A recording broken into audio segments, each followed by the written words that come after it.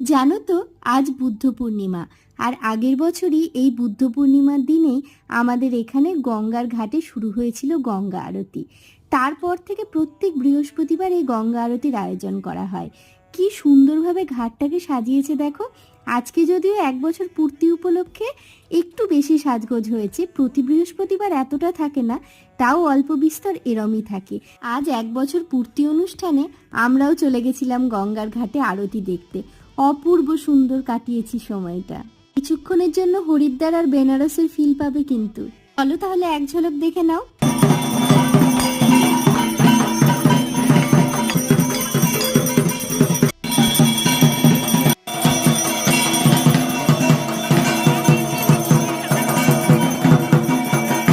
এইরকম গঙ্গা আরতির উদ্যোগ তোমাদের শহরেও কি আছে?